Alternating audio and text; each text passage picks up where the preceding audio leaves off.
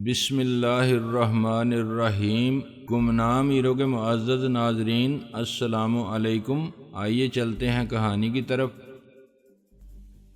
اور میں نے رحیلہ کو وہ سب کچھ تفصیل سے بتا دیا جو عالم شیر میرے ساتھ کر چکا تھا۔ اس کی آنکھیں پھیلتی چلی گئیں، اس میں مزید پھیلنے کی گنجائش نہ رہی۔ میں خاموش ہوا تو وہ بے یقینی سے بولی، یعنی اب بھی تم ایسے خطرناک واقعات سے دوچار ہوتے ہو؟ اس طرح کرم رہتا ہے اور اس کے باوجود تمہارے اتنی طاقت باقی ہے کہ اس طرح سکون سے بیٹھ کر کسی سے باتیں کر سکو؟ یہ تو صرف ٹریلر ہے، میں نے کہا۔ ان معاملات کو تو میں اتنا زیادہ خطرناک نہیں سمجھتا، اصل خطرناک معاملات تو دوسرے ہیں، ان کے بارے میں تمہیں پھر کبھی بتاؤں گا۔ اف خدایا، کیا ان سے زیادہ خطرناک حالات سے بھی واسطہ پڑ رہا ہے تمہیں؟ اس نے آنکھیں مزید پھیلانے کی کوشش کی، لیکن اس کوشش میں کامیابی نہ ہوئی۔ ابھی میں نے اسے ریڈ ڈاٹ کے بارے میں نہیں بتایا تھا، مرحلہ وار اسے تمام حالات سے آگاہ کر کے اپنے خاص الخاص ساتھیوں میں شامل کرنا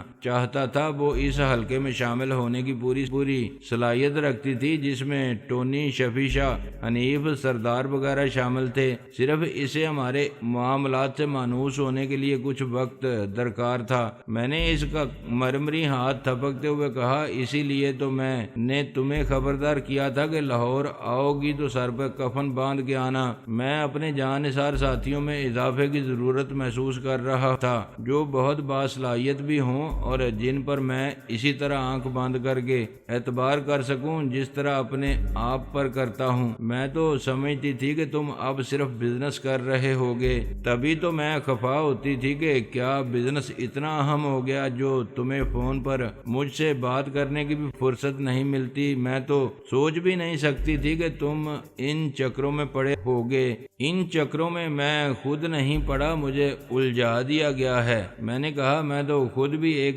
سیدھی سادی امن پسندانہ زندگی گزارنا چاہتا ہوں۔ کاروبار کی اپنی الجھنیں، اپنے ہی مسائل کیا کم ہوتے ہیں جو میں ان چکروں میں الجھتا پھروں؟ لیکن کیا کروں، چکر خود ہی مجھے ڈھونڈتے ہوئے آ جاتے ہیں۔ اس کے چہرے پر پھیلی ہوئی تشویش دیکھ کر میں نے ایک لمحے کے توقف سے کہا، لیکن تمہارے سامنے دونوں راستے موجود ہیں۔ چاہو تو اپنے آپ کو صرف بزنس تک محدود رکھو، زندگی اور موت کے مسائل میرا ساتھ مت دو، یہی تو مسئلہ ہے۔ وہ ٹھنڈی سانس لے کر بولی، جزوی رفاقت اپنے مسلک میں نہیں ہے۔ اب تمہارے ساتھ چل پڑے ہیں تو ہر معاملے میں ہی ساتھ رہے گا، باقی رہا زندگی اور موت کا مسئلہ تو وہ نہ تمہارے اختیار میں ہے نہ میرے اختیار میں۔ یہ جس کا معاملہ ہے وہی جانے، ہمیں اس فکر میں دبلے ہونے کی ضرورت نہیں۔ یہ تم نے میرے دل کی بات کر دی ہے۔ میں نے کہا، میری ہر بات تمہارے ہی دل کی بات ہوگی۔ وہ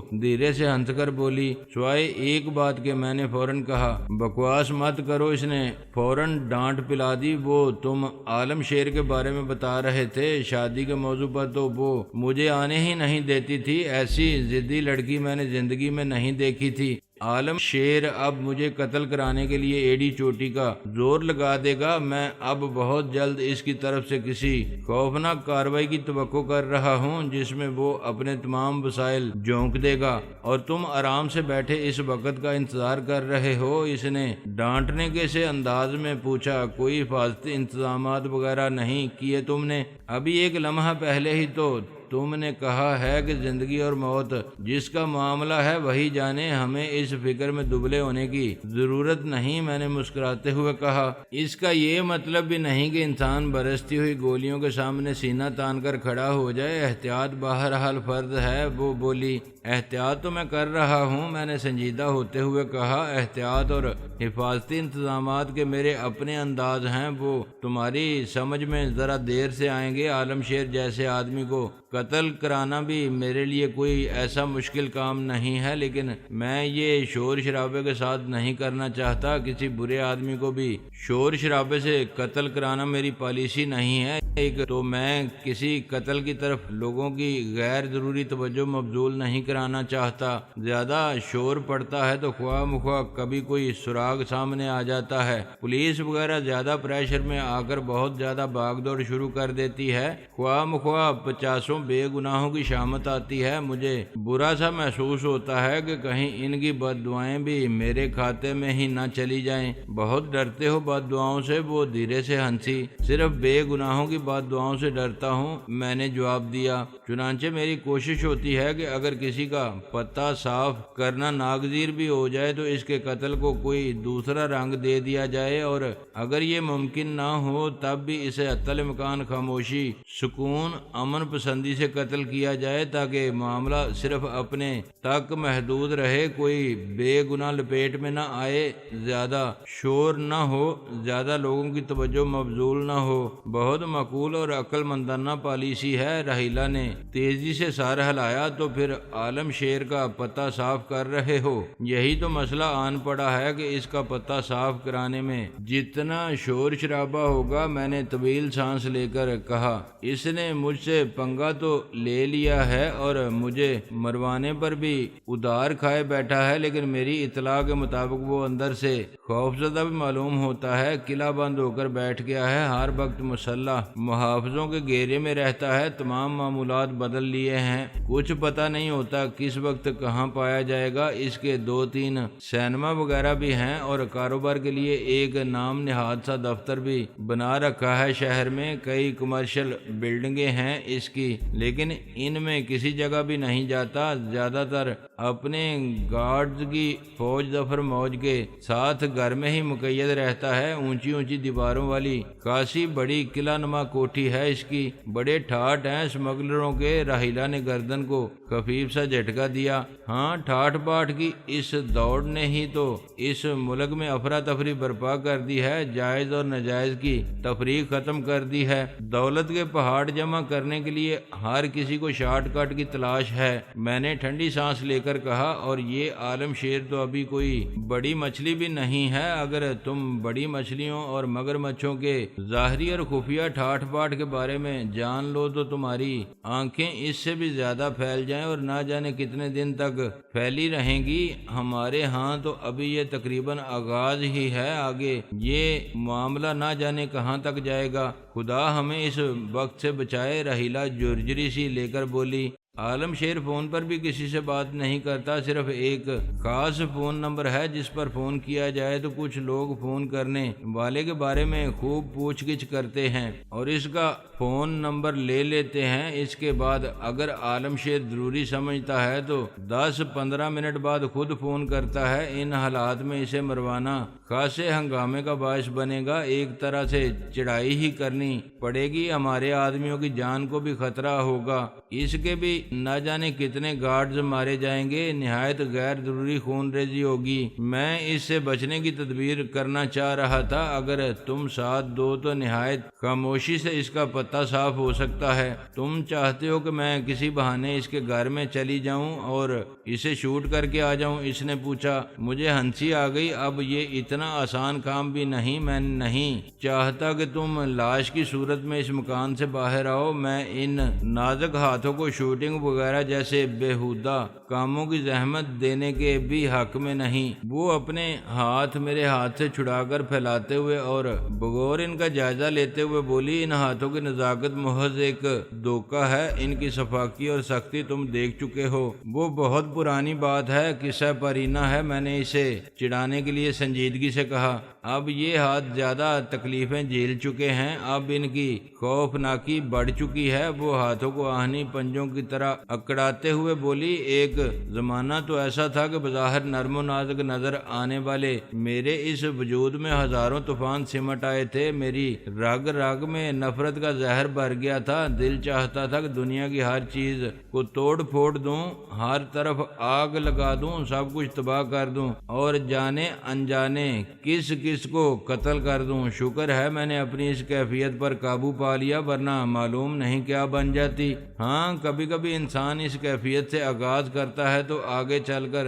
ہٹلر کہلاتا ہے۔ دنیا کو ایسے لوگوں کی وجہ سے بڑی تباہیوں کا منہ دیکھنا پڑتا ہے۔ شکر ہے دنیا ایک خاتون ہٹلر کے انتقام کی تباہ کاریوں سے بچ گئی۔ میں نے مسکراتے ہوئے کہا، مذاق مت اڑاؤ میرا۔ وہ سیدھی ہو کر بیٹھتے ہوئے بولی، میں بہت خوفناک عورت ہوں، مجھے معلوم ہے۔ میں نے سنجیدگی سے کہا، اسی لیے تو میں نے تمہیں یہاں بلایا ہے۔ میں تمہارے اندر مقید طاقتوں کو کسی مثبت اور تعمیری مقصد کے لیے استعمال کرنا چاہتا ہوں۔ میں نہیں چاہتا کہ تم صرف دفتر کی میز تک محدود رہ کر ضائع ہو جاؤ۔ تم چاہتے ہو کہ میں کسی منحوس بدماش کی گند سے نکلی ہوئی گولیاں کھا کر اس دنیا سے کوچ کروں۔ اس نے مجھے گھورا، انسان برائی سے لڑتے ہوئے اس دنیا سے رخصت ہو جائے تو کوئی حرج نہیں، یہ ایک اچھی موت ہے۔ میں نے کہا۔ وہ ٹھنڈی سانس لے کر بولی، ٹھیک ہے، تمہارا ہاتھ تھام لیا ہے، اب جہاں جی چاہے لے جا کر مروا دینا، بس مزار ذرا اچھا سا بنوا دینا،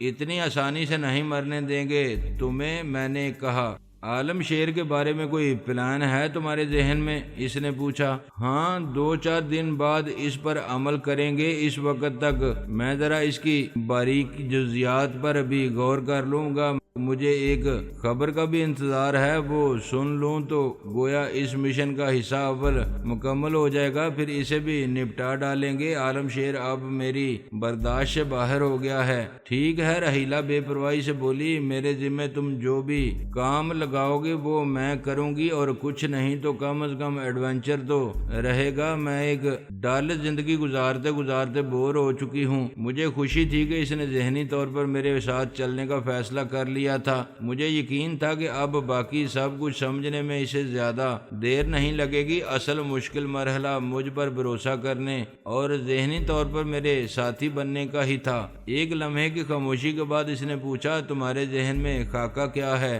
عالم شیر کی کئی خفیہ کہانیاں میرے علم میں ہیں، میرا ان میں سے ایک سے فائدہ اٹھانے کا پروگرام ہے۔ میں نے جواب دیا، اس کی 2 بیویاں ہیں اور وقتاً فوقتاً داشتائیں بھی زندگی میں آتی جاتی رہی ہیں۔ اس کے باوجود وہ ایک لڑکی پر دل و جان سے عاشق ہے۔ لطف کی بات یہ ہے کہ اس نے آج تک اس لڑکی کی صورت نہیں دیکھی، صرف فون پر اس کی آواز سنتا رہا ہے۔ اس کا نام ڈولی تھا۔ اس کا تعلق منشیات کے اسمگلر کے ایک بین الاقوامی گروہ سے تھا۔ رحیلہ توجہ سے سن رہی تھی۔ ایک لمحے کی خاموشی کے بعد میں نے سلسلہ کلام جوڑا، کچھ عرصے سے وہ لڑکی اسمگلنگ کے ریکٹ سے بالکل غائب ہو گئی۔ حاجی عالم شیر کو معلوم نہیں کہ وہ اس وقت ترکی کی ایک جیل میں ہے۔ انٹرنیشنل گینگ نے یہ خبر عالم شیر تک پہنچنے ہی نہیں دی کیونکہ اس میں ان کا کچھ نقصان تھا۔ وہ لڑکی ترکی کی جیل میں بے یار و مددگار پڑی ہوئی ہے اور وہ غالباً وہیں مر جائے گی۔ بہت لمبی سزا ہوئی ہے اسے، کبھی اس کی حیثیت ایک ملکہ کسی تھی، اب وہ ایک پٹا ہوا مہرا ہے۔ تم مجھے ڈولی کی حیثیت سے سامنے لانا چاہتے ہو؟ رحیلہ میرا مطلب سمجھتے ہوئے بولی، ہاں، سامنے تو تمہیں بالکل آخری لمحوں میں آنا پڑے گا، اس کے ساتھ ہی کھیل ختم ہو جائے گا۔ میں نے کہا، تمہارے نام کے ساتھ عالم شیر کے لیے کوئی بڑا لالچ بھی وابستہ کرنا پڑے گا تاکہ اگر صرف تمہارے نام کی کشش ناکافی ثابت ہو تو وہ بڑا سا لالچ اسے کھینچ لائے۔ اصل مسئلہ اسے اس قلعے سے نکالنا ہے، اسے محافظوں کے حصار سے باہر لانا ہے۔ 2-3 گارڈ ساتھ ہوں تو کوئی بات نہیں، بڑے شکار کے ساتھ بعض اوقات ایک آدھ چھوٹا موٹا جانور بھی مارا جاتا ہے۔ وہ گہری نظر سے مجھے دیکھتے ہوئے ایک لمحے کی خاموشی کے بعد بولی، بہت شفاق ہو گئے ہو۔ شفاقوں کے ساتھ میں شفاق ہوں، اس کے بغیر چارہ نہیں۔ اگر میں ایسا نہ ہوتا تو یہ شارک مچھلیاں مجھے کھا چکی ہوتی۔ اس دنیا کے سمندر میں میری اکا دکا ہڈیاں تمہیں کہیں ادھر ادھر تیرتی ہوئی ملتی۔ پھر ایک لمحے کی خاموشی کے بعد میں نے کہا، عالم شیر کے معاملے میں اصل مسئلہ یہ ہوگا کہ ڈرامے کی پیشکش بہت عمدہ ہونی چاہیے، یعنی ڈرامے پر ڈرامے کا شبہ نہیں ہونا چاہیے۔ اسے گمان تک نہیں گزرنا چاہیے کہ اس کے لیے جال پھیلایا جا رہا ہے یا اسے چارہ ڈالا جا رہا ہے۔ انداز تو میرا یہی ہے کہ ڈرامے کے ڈائریکٹر تم ہوگے تو ڈرامہ ٹھیک ہی ہوگا۔ رحیلہ بولی، تمہیں امید ہے کہ میں ڈولی کے کردار میں فٹ رہوں گی؟ تمہارا کردار زیادہ زیادہ دیر تو سوتی ہی رہے گا، آخر میں بہت مختصر سی ملاقات ہوگی تمہاری عالم شیر سے، میں نے جواب دیا۔ ڈولی کس قوم کی لڑکی تھی، کس ملک کی رہنے والی تھی؟ رحیلہ نے پوچھا۔ یہ تو خود عالم شیر کو بھی معلوم نہیں، بس وہ امریکی لہجے میں انگریزی بولتی تھی جو تمہارے بائیں ہاتھ کا کام ہے۔ معاف کرنا، بائیں ہاتھ سے انگریزی نہیں بولی جا سکتی، وہ میری بات کاٹتے ہوئے بولی۔ یہ میں نے محاورہ بولا ہے، میں نے اسے گھورا۔ اوہ آئی ایم سوری۔ اس نے شکل پر مسکینی طاری کر لی۔ نہایت معمولی سے میک اپ کی مدد لے کر تم تو امریکی لڑکی کے طور پر بھی پاس ہو سکتی ہو، لیکن اس کی ضرورت نہیں، بس تمہارا لہجہ ہرگز پاکستانی نہیں ہونا چاہیے۔ عالم شیر کس قسم کا آدمی ہے؟ میرا مطلب ہے ظاہری شخصیت کیسی ہے؟ اچانک رحیلہ نے تجسس سے پوچھا۔ بہت ہینڈسم ہے، بالکل رابرٹ ریڈ فورڈ معلوم ہوتا ہے، دیکھتے ہی عاشق ہو جاؤ گی، اور اس کے مارے جانے کا تمہیں یقیناً زندگی بھر غم رہے گا، میں نے جواب دیا۔ ذرا سا پوچھ لینے سے اتنے جیلس کیوں ہو رہے ہو؟ ٹھیک ٹھیک بتا دو نا، اس نے دانت بھینچ کر مجھے گھورا۔ ٹھیک ٹھیک کیا بتاؤں؟ میں نے الجھن زدہ لہجے میں کہا۔ ایک آدھ دن میں تمہیں اس کی تصویر بھی مہیا کر دوں گا، 3-4 سال پرانی ہوگی، لیکن کچھ زیادہ تبدیلیاں نہیں آئیں۔ اس میں لمبا چوڑا باری تن و توش کا آدمی ہے، خاصی توند بھی ہے، رنگت سرخ و سفید ہے، بڑی سی گھنی داڑھی ہے، ناک پکوڑا سی ہے، آنکھیں موٹی موٹی اور خوبصورت ہیں، پپوٹے شرابیوں کی طرح باری ہیں، حالانکہ شراب نہیں پیتا، البتہ کسی زمانوں میں کروڑوں گیلن شراب سمگل کر چکا ہے، چھوٹی موٹی برائیوں اور چھوٹے موٹے گناہوں کا قائل نہیں، جو کچھ بھی کرتا ہے بڑے پیمانے پر کرتا ہے، شراب نہیں پیتا، لیکن خون نہ جانے کتنے انسانوں کا پی چکا ہے۔ یہ پھر محاورہ بولا ہے نا تم نے؟ رحیلہ نے سادگی سے پوچھا۔ تمہاری مراد یہ ہے کہ بہت سے انسانوں کا خون بہا چکا ہے؟ ہاں میرا مطلب یہی ہے۔ توسیع کا شکریہ، میں نے کہا۔ اگر عالم شیر ڈیلی ڈالی شلوار قمیض کے بجائے خاکی پینٹ شرٹ اور فوجی جیکٹ پہننا شروع کر دے تو دوسرا فیڈرل کاسترو معلوم ہوگا۔ ٹھیک ہے، میرے ذہن میں اس کی تصویر بن گئی ہے، رحیلہ سر ہلاتے ہوئے بولی۔ کہیں یہ تصویر ہمیشہ کے لیے نقش نہ ہو جائے، میں نے آہ بھر کر کہا۔ اتنا گھٹیا ذوق نہیں ہے میرا، وہ منہ بنا کر بولی۔ تمہیں بھی مجبوری میں پسند کر لیا تھا، مارکیٹ میں تم سے بہتر پروڈکٹ دستیاب نہیں تھی۔ کچھ دیر ہم ایک دوسرے پر جملے کستے رہے، اس دوران راشد بھی آ گیا۔ باتوں کا رخ ذرا بدل گیا، اسے بھی یہی بے تابی تھی کہ اسے جلد از جلد کسی کام پر لگایا جائے۔ کام میرے ہاں اتنے زیادہ ہیں کہ انتخاب مشکل ہو گیا ہے کہ تمہیں کس کام پر لگایا جائے۔ میں نے کہا، بہت سے کاموں کے لیے صرف تم موضوع نظر آتے ہو، فی الحال تم صرف اتنا کرو کہ کینال بینک کے قریب ہماری ایک ہاؤسنگ اسکیم چل رہی ہے، اس کا چارج سنبھال لو، سب کچھ تمہیں اپنی نگرانی میں کرانا ہوگا۔ پروجیکٹ مکمل ہونے کے بعد میں تمہارے لیے کسی اور کام کے بارے میں سوچوں گا جو میرے نزدیک زیادہ اہم اور ضروری ہوگا۔ ٹھیک ہے، جیسے آپ کی مرضی فی بھائی۔ اس نے کندھے اچکائے۔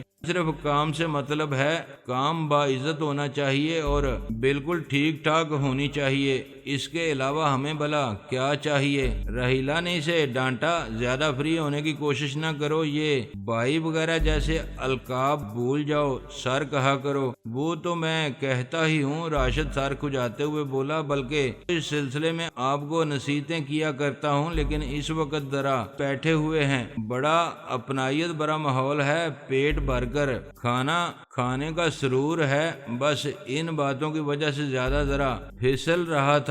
پھر وہ میری طرف دیکھ کر مسکینی سے بولا، سوری سر، یہ موصوفہ جو تمہیں نصیحت فرما رہی ہیں چند لمحے پہلے خود فری ہو رہی تھی کہ میری کھوپڑی توڑنے کی بات کر رہی تھی۔ میں نے راشد کو بتایا، وہ تو شکر ہے اپنی کچھ دہشت بیٹھی ہوئی ہے، ورنہ یہ خاتون ماں بدولت کو بھی ضرور جوڈو کراٹے کے ہاتھ دکھانے کی کوشش کرتی۔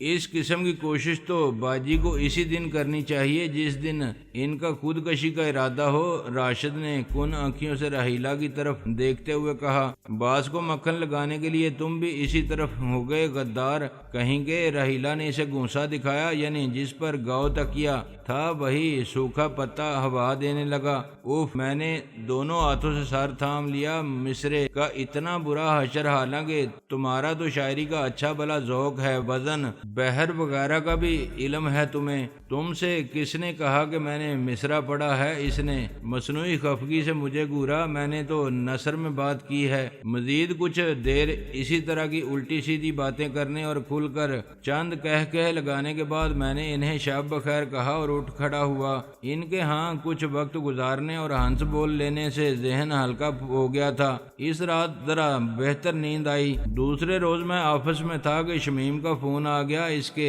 لہجے میں کچھ مصنوعی سی مٹھاس تھی۔ اس کی وجہ چند لمحے بعد میری سمجھ میں آئی۔ وہ اپنے شک کی تصدیق کے لیے اور تند کا ایک بہت ہی زہریلا تیر چلانے کے لیے تمید باندھ رہی تھی۔ ادھر ادھر کی چند باتوں کے بعد اس نے اچانک ہی پوچھا، اور سناؤ داشتہ کہ ہاں رات کیسی گزری؟ مجھے ایک جھٹکا سا لگا۔ میں نے تو یہ علت نہیں پالی تھی داشتہ کے تصور نے مجھے کبھی اپیل نہیں کیا تھا، میں نے کبھی اس کی ضرورت بھی محسوس نہیں کی تھی۔ طاہرہ خانم اور ستارہ خواہ کیسی بھی عورتیں تھیں، لیکن اپنی اپنی جگہ ان میں ٹچ آف کلاس ضرور تھا۔ ستارہ کا بیک گراؤنڈ خواہ اچھا نہیں تھا، لیکن اب اس کی شخصیت میں اس کے بیک گراؤنڈ کی کوئی جھلک نہیں تھی۔ وہ بھی ایک نفیس عورت معلوم ہونے لگی تھی اور سوسائٹی میں بہرحال اس کا بڑا نام تھا۔